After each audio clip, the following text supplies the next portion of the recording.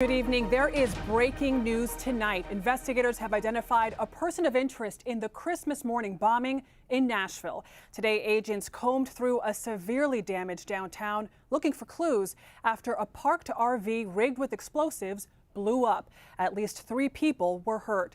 CBS News Chief Justice and Homeland Security correspondent Jeff Pegues is at FBI headquarters tonight with new developments. Jeff, good evening. Adriana, law enforcement sources tell CBS News that the leading theory right now is that the person responsible for that bomb blast may have been killed in the explosion.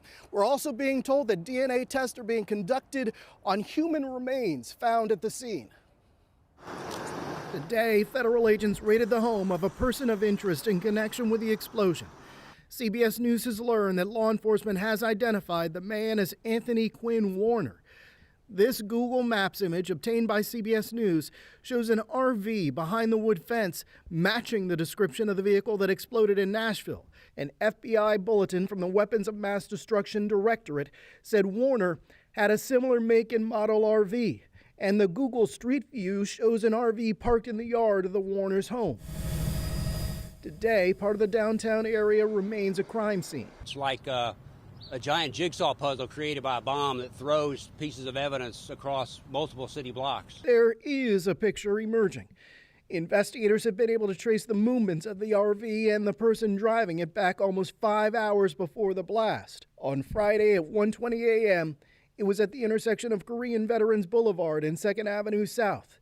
At 5:28 a.m., a 911 caller reported that shots were fired in the area.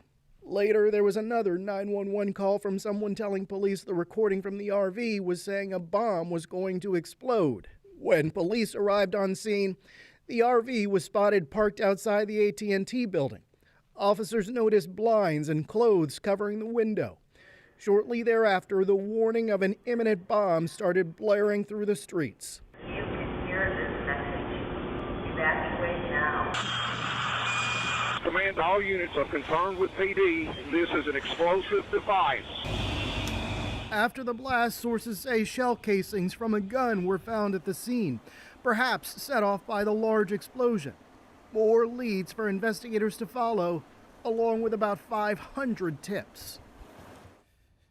And right now, it looks like the motive in this incident may be tied to that AT&T building. Sources are telling CBS News that investigators are looking for leads, trying to see if there were any threats made against that building. Remember, the explosive-laden RV was parked right near that AT&T building. Adriana.